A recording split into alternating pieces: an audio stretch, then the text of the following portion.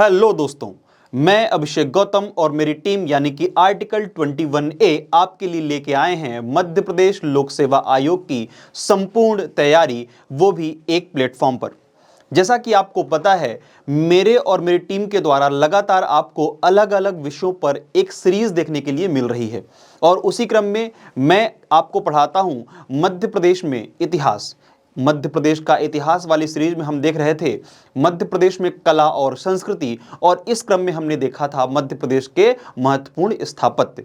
और इसी सीरीज में हमने क्या क्या देखा है कि होलकर राजाओं द्वारा कुछ स्थापत्य कराए गए हैं, सिंधिया राजाओं द्वारा कुछ स्थापत्य कराए गए हैं, इसके अलावा हमने भोपाल के नवाबों के द्वारा बनाए गए कुछ स्थापत्य देखे, और हमने इसी क्रम में सबसे आखिरी में देखा था मध्य प्रदेश के कुछ महत्वपूर्ण किले। उन किलों की सीरीज में हमने क्या किया था, कुछ किले छोड़ दिए थे जिसको हम क्या करेंगे आज दोबारा देखेंगे, जो किले रह गए थे।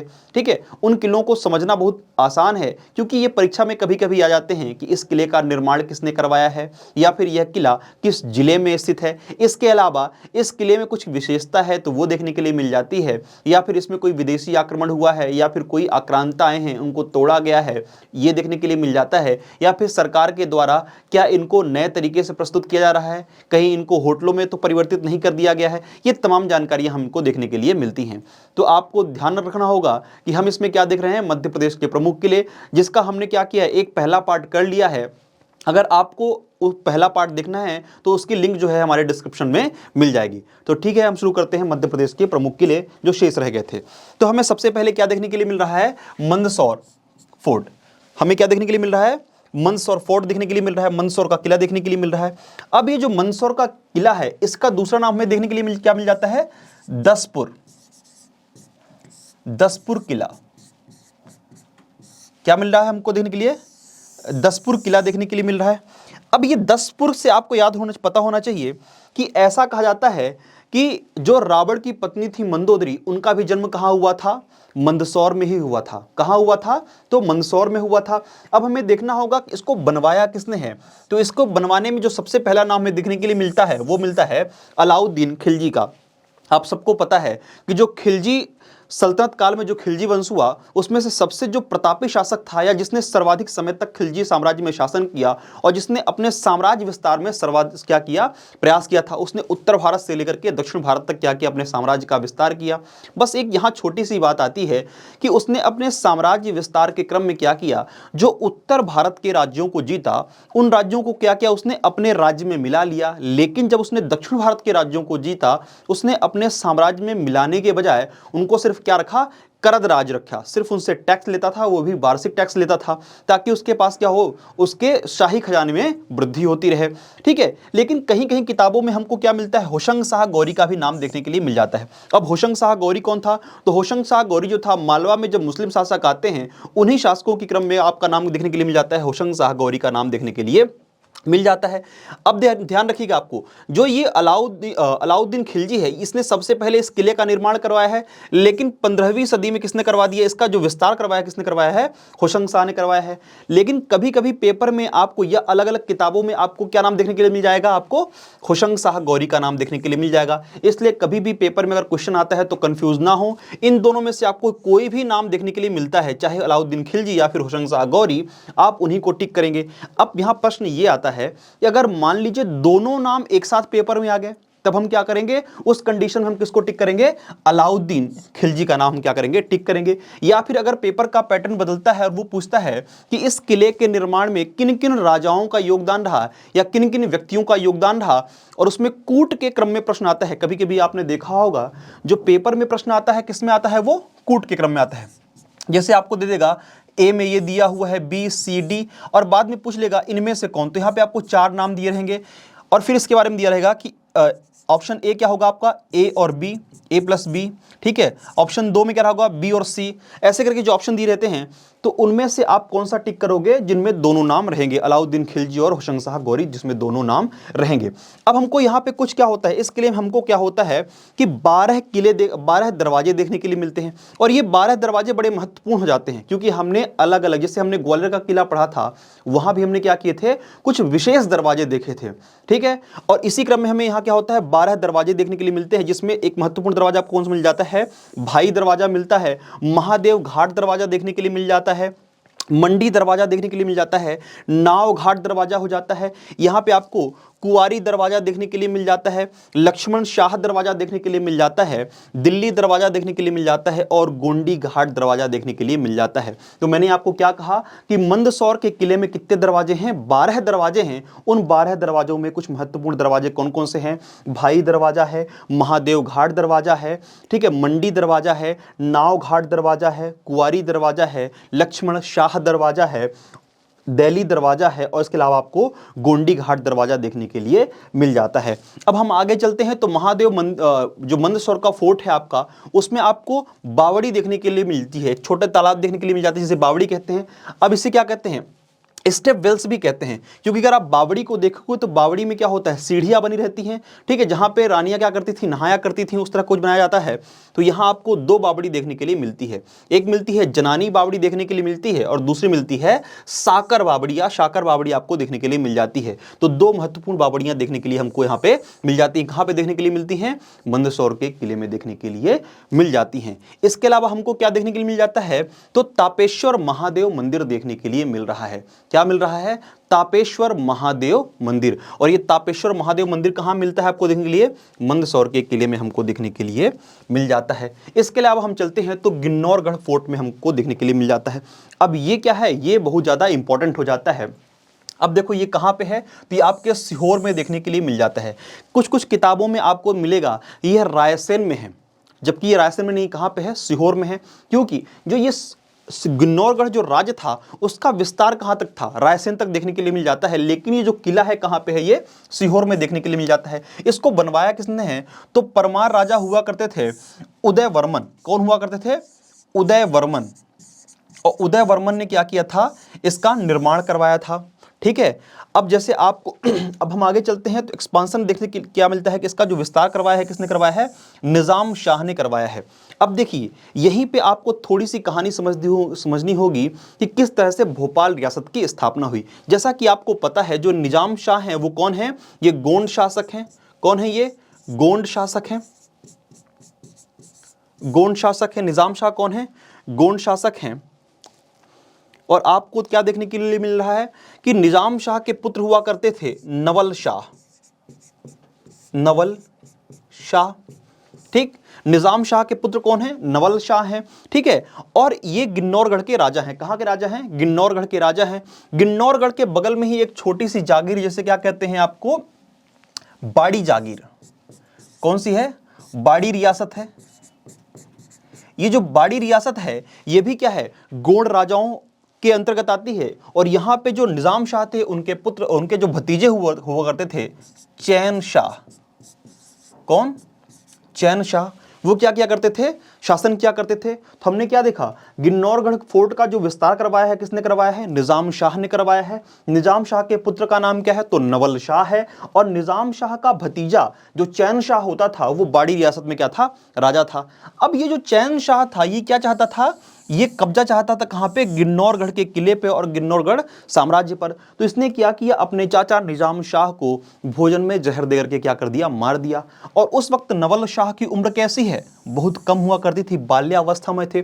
उस कंडीशन में क्या हुआ, जो निजाम शाह की पत्नी थी रानी कमलापति, रानी कमलापति ने क्या किया, अपने बेटे नवल शाह को राजा बनाया और स्वयं क्या हो गई, स्वयं सत्ता संचालित करने लगी, ठीक है। और इसी क्रम में उन्होंने क्या किया, जो आपके इस्लाम शाह का शासक हुआ करता था, कौन, दोस्त मोहम्मद खान, उसी दोस्त मोहम्मद खान को उन्होंने कुछ पैसे दिए और कहा आपको किसको मारना है, चैन शाह को मारना है। और इसी क्रम में दोस्त मोहम्मद खान ने क्या किया, चैन शाह को मारा और उसके मन में लालच आ गई और उसने क्या किया, गिन्नौरगढ़ पे हमला कर दिया। और यहीं पे रानी जो कमलापति होती हैं वो क्या करती हैं, जल समाधि ले लेती हैं। और इसी के बाद जो गिन्नौरगढ़ जो गोंड राज्य हुआ करता था उस पर किसका कब्जा हो जाता है, तो दोस्त मोहम्मद खान का कब्जा हो जाता है, ठीक है। इसीलिए इस किले को दूसरा क्या नाम जानते हैं कि रानी कमलापति महल के नाम से भी कभी कभी जाना जाता है। और यहीं पे रानी कमलापति का निवास होता है।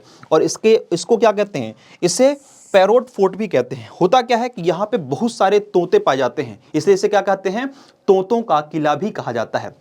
अब थोड़ा सा याद करिए, आपको कमेंट बॉक्स में ये बताना है कि जब हम गोंड साम्राज्य पढ़ रहे थे, गोंड साम्राज्य या गोंड रियासत की हम स्थापत्य पढ़ रहे थे, उसमें हमने आपको बताया था एक किला जिसे क्या कहते हैं, खरगोशों का किला कहते हैं। तो आप कमेंट बॉक्स में आपको बताना है कि किस किले को, किस दुर्ग को खरगोशों का किला कहा जाता है। ठीक है, तो आपको ये कमेंट बॉक्स में बताना है। अब हम आगे चलते हैं तो हमें देखने के लिए मिलता है रायसेन फोर्ट देखने के लिए मिल जाता है। अब ये रायसेन फोर्ट कहाँ पे है, तो रायसेन जिले में स्थित है। इसे किसने बनवाया है, तो राजा राज बसंती ने बनाया है। जो कौन थे, गुहिल शासक हुआ करते थे और राजा राज बसंती, और उन्होंने क्या किया था, इस किले का निर्माण करवाया था। आगे हम जाते हैं तो हमें देखने के लिए मिलता है कि इस किले में 9 दरवाजे हैं और 13 क्या हैं, बुर्ज हैं। अब ये बुर्ज क्या होते हैं ये हमें पता होना चाहिए।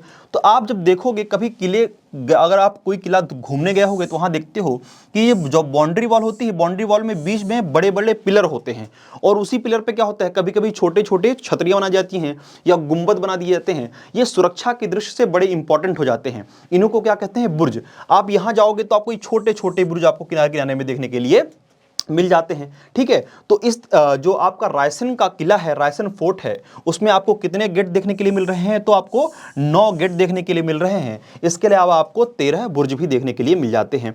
अब इसका एक सबसे इंपॉर्टेंट फैक्ट क्या है, यहां पे क्या होता है, शेर शाह सूरी का आक्रमण होता है। कब होता है, 1543 में होता है।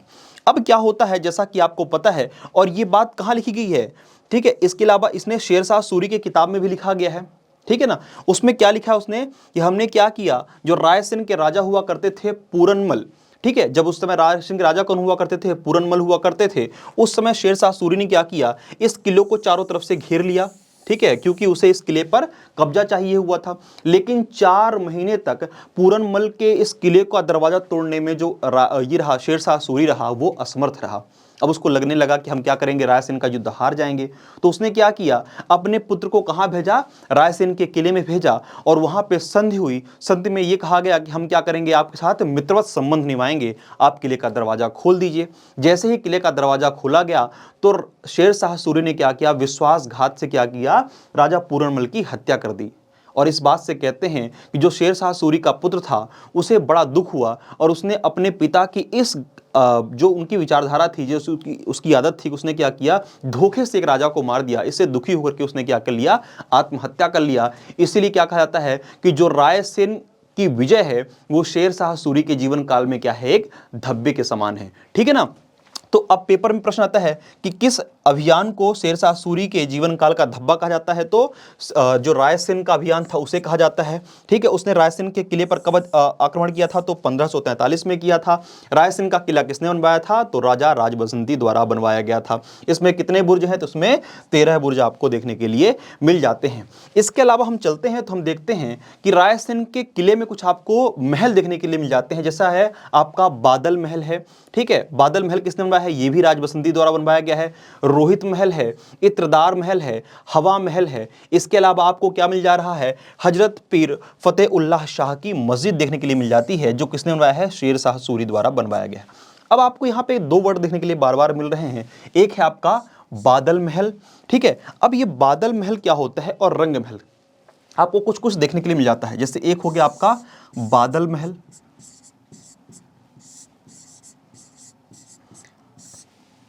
दूसरा हो गया आपका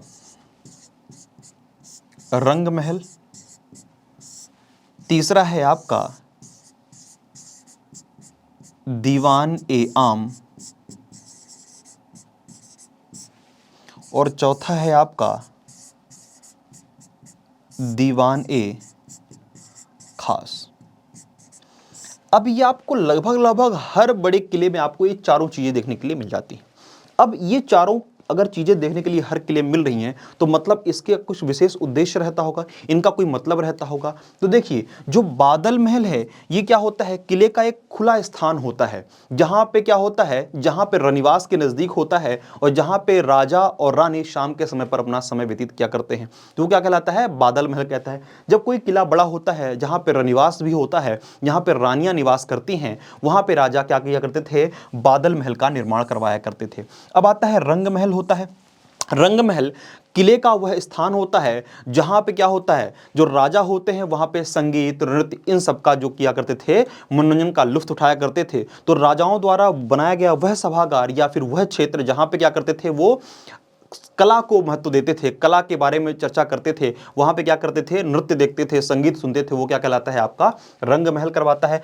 अब दीवाने आम क्या होता है, तो महल का वो हिस्सा होता है, किले का वो हिस्सा होता है जहां पे राजा क्या करता है, जहां पे राजा क्या करता है, आम लोगों से चर्चा करता है। ठीक है, तो वो क्या हिस्सा क्या कहलाता है, दीवाने आम कहलाता है। दीवाने खास क्या होता है, तो जहां पे राजा क्या करते हैं, अपने मंत्रिमंडल या विशिष्ट लोगों से चर्चा परिचर्चा करते हैं, तो वो क्या कहलाता है, दीवाने खास कहलाता है। तो आप समझ गए होंगे कि दीवाने आम, दीवाने खास, बादल महल और रंग महल का क्या मतलब होता है। यह आपको लगभग हर किले में, बड़े किले में देखने के लिए मिल जाता है। ठीक है, तो अब हम आगे चलते हैं, हमें देखने के लिए मिल जाता है धार का किला।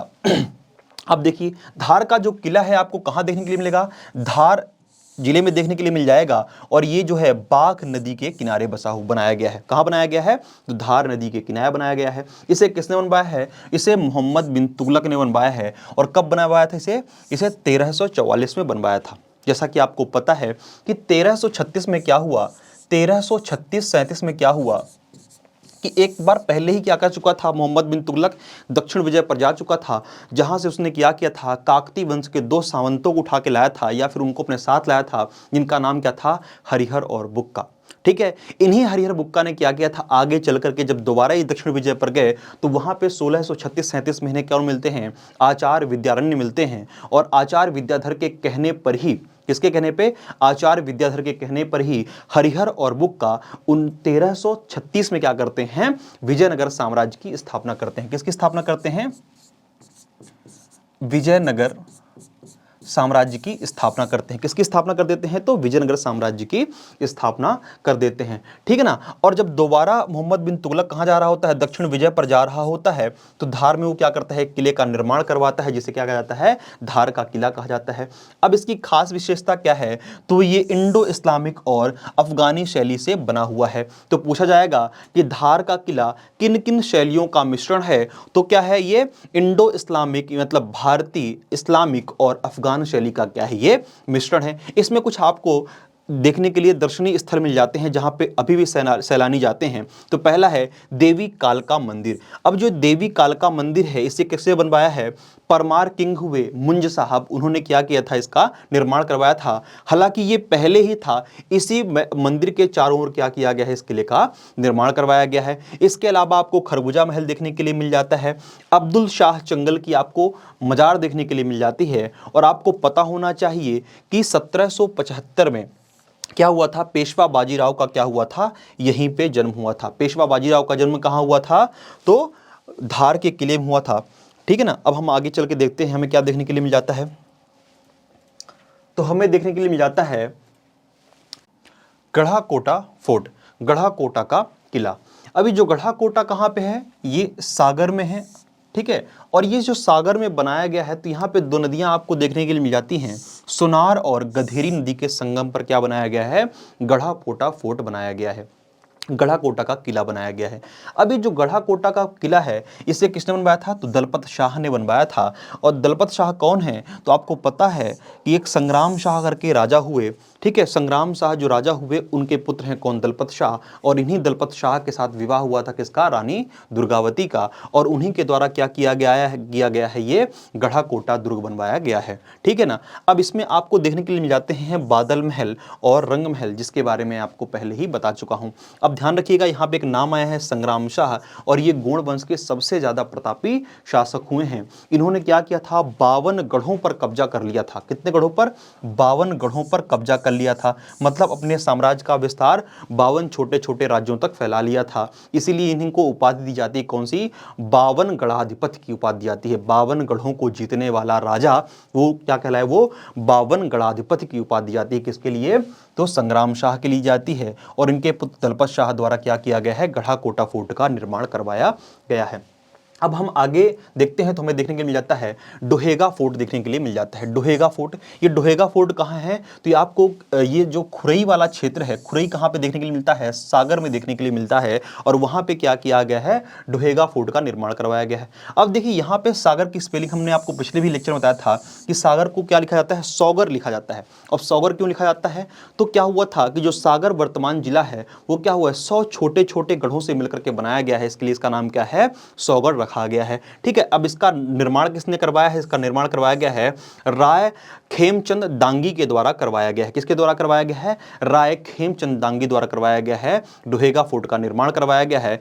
और आपको पता होना चाहिए कि पेशवा के जो रिप्रेजेंटेटिव होते थे, प्रतिनिधि जो होते थे रिप्रेजेंटेटिव पेशवा के, वो थे गोविंद पंडित। और गोविंद पंडित द्वारा क्या किया गया है? इस किले का विस्तार करवाया गया है।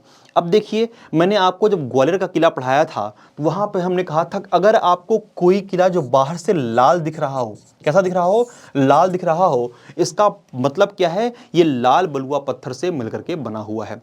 अब कमेंट बॉक्स में आपको दूसरी क्या बात बतानी है? ये बतानी है कि जो लाल बलुआ पत्थर है ये किस क्रम की चट्टानों से पाया जाता है। ठीक है, आपको ये बताना है। इसके अलावा हमने एक और प्रश्न पूछा है आपसे जिसका आंसर आपको कमेंट बॉक्स में बताना है। वो ये है कि खरगोशों का किला किसे कहा जाता है। ठीक है, अब हम आगे चलते हैं तो हमें देखने के लिए मिलता है कुछ अदर फोर्ट देखने के लिए मिलते हैं। जैसा होगा आपका रेहली का किला हो गया, ये कहाँ पे है? ये भी सागर में है और ये अहीर राजाओं द्वारा बनवाया गया है। इसके अलावा आपको कौन सा मिल रहा है? मालथौन फोर्ट देखने के लिए मिल रहा है। ये भी कहाँ पे है? सागर में है। ठीक है, इसे किसने बनवाया है? राजा मर्दन शाह ने बनवाया है। ठीक है, इसके अलावा आपको राहतगढ़ फोर्ट देखने के लिए मिल जाएगा, जिसे सुल्तान मोहम्मद खान द्वारा सागर में ही क्या किया गया है? बनवाया है। इसके अलावा आपको जो देखने के लिए मिल रहा है रतनगढ़ फोर्ट, ये जो कहां पे है? नीमच में है। रतनगढ़ फोर्ट कहां पे है? नीमच में है। इसे किसने बनवाया है? तो सूरज सिंह ने बनवाया है। इसके अलावा आपको लांजी का किला देखने के लिए मिलता है जो बालाघाट में है। इसे गोंड राजाओं द्वारा बनवाया गया। किसके द्वारा बनवाया गया है? तो गोंड राजाओं द्वारा बनवाया गया है। इसके अलावा आपको देवारी फोर्ट देखने के लिए मिलता है जो कहां पे है? छतरपुर में है और इसे चंदेल राजाओं ने बनवाया है। इसके अलावा आपको मिलेगा विजय राघवगढ़ का दुर्ग देखने के लिए मिल जाएगा जो कहाँ पे है? कटनी में है और इसे बुंदेला शासकों द्वारा बनवाया गया है। अब देखिए, हमने आपको पिछली और आज की कक्षाओं में कुछ महत्वपूर्ण किले पढ़ाए। अब आपको लग रहा होगा सर हमने बहुत सारे किले छोड़ दिए हैं, तो आप क्या करिए, मध्य प्रदेश में स्थापत्य सीरीज में हमने जो अलग अलग रियासतों के जो हमने स्थापत्य पढ़ाए हैं, बाकी किले आपको कहाँ देखने के लिए मिल जाएंगे? आपको उन रियासतों में देखने के लिए मिल जाएंगे। तो हम क्या करेंगे, अब आपके लिए क्या करेंगे, अभी छोटी सी क्या करेंगे, अभी आपको हम एक आध दो रियासतें और बताएंगे। उसके बाद हम क्या करेंगे, इन सारी रियासतों को मर्ज करके आपके लिए वस्तुनिष्ठ प्रश्नों की एक श्रृंखला लाएंगे, जिसमें हम क्या करेंगे, इन प्रश्नों की समस्त जानकारियों को इकट्ठा करेंगे कि पेपर के फॉर्म में जब पेपर प्रश्न पत्र में क्वेश्चन आएगा तो हमें उनको कैसे हल करना है, उनमें हमें नंबर कैसे लाने हैं। क्योंकि हमारा अंतिम उद्देश्य क्या है कि परीक्षा हमारे नंबर आने चाहिए। उसके लिए हमको सबसे ज्यादा क्या करना होगा, वस्तुनिष्ठ प्रश्न लगाने होंगे, एमसीक्यूज लगाने होंगे। तो मैं क्या करूंगा, आपको जैसे ही ये पाठ्यक्रम समाप्त होगा, जैसे ही ये वाला जो सीरीज है हमारा स्थापत्य वाला, जैसे ही वो सीरीज समाप्त होगी तो हम क्या करेंगे, वहां पे आपको एमसीक्यूज करवाएंगे। ठीक है, तो लगातार हमारे साथ बने रहिए। और आप जो आपका जो एक सब्सक्रिप्शन होता है वो हमारे लिए क्या होता है, हमारा मनोबल बढ़ाता है। इसलिए इस वीडियो को देखने के बाद क्या करें, हमारे चैनल को सब्सक्राइब भी करें आप, और लाइक करें और अपने दोस्तों को भी दिखाएं ताकि उनको भी क्या हो, इस तरह की जानकारी प्राप्त होती रहे। ठीक है, तो मिलते हैं हम लोग आखिरी वीडियो में।